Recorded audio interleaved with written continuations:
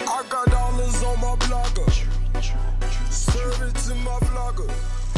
Yeah, that's my vlogger.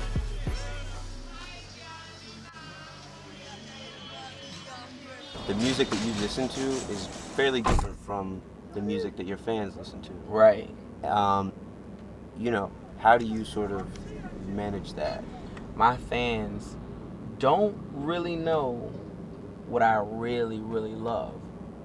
And they don't know that because my music is so lyric driven based. Mm-hmm. And you know, they know that about me, but they don't know that like I'm really outside. I know who my fan is when they tell me like, man, why'd you put Future on Pain? I hate him.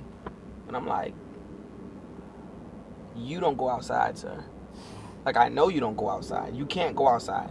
Because if you go outside, and if you go to clubs, and if you're in the places that I'm in, you know why Future's on my record. What I do is try to expose them to that. Like, I try to just let them, if they are my fans, they're going to take the time to look through my eyes and listen through my ears to see what the fuck is Pusha really into this guy for. The Clipse brand became synonymous with this particular sound, right, that Pharrell provided. I always modeled the Clipse, and I always said, man, you know, the Clipse and the Neptunes need to have a brand and need to be known as a brand of music that's like, you know, synonymous to like Gang Starr. Okay. You know, Gang Starr come out with an album, whether I like it or not, the person who loves a Gang Starr album knows what they're gonna get. They know that sonically, this is where they are. It was tested on till the casket drops. I remember coming in the game saying, damn man, we gonna put out albums like Outkast every 2-3 years and just be hot, because that's how long we lived with music back then. As the delays and everything else happened, it's, you know, mixtape world, it's the internet. We've always been a part of like a mastered scenario, not microwave music, not, you know, no such thing as computer beats. What do you mean? These are ASRs that are in here, and you know what I'm saying? Like, you know, synths and childhood band members and, you know, who grew up to be super producers. That was just a strain in like trying to put out this music and be happy with the music, but put it out at such a rapid pace. You have traditionally not shared a particularly big chunk of your personal life in your music. Why is that? I feel like I've shared tons in my music. I mean, I feel like I've lost so much of my personal life in my music. You know, all of my friendships. I've even lost my partner as my brother for a minute.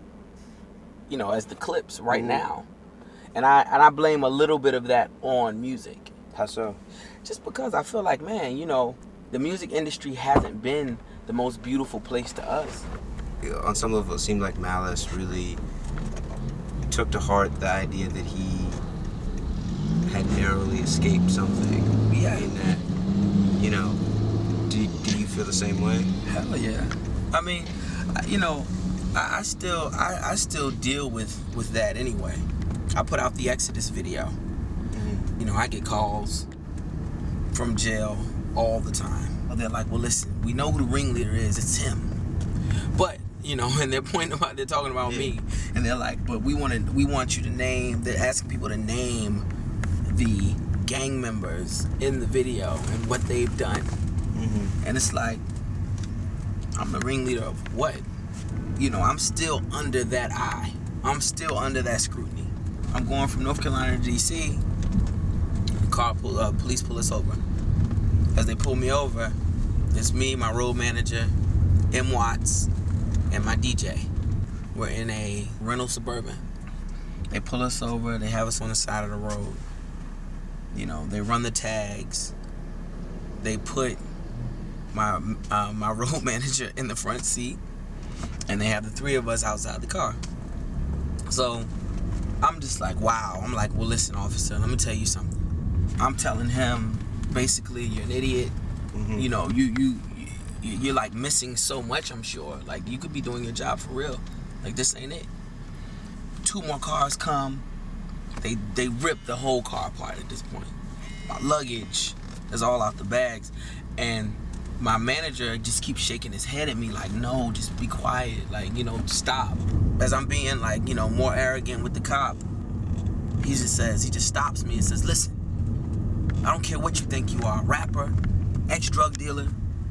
One of you just recently had under investigation and was caught with 900 pounds of marijuana.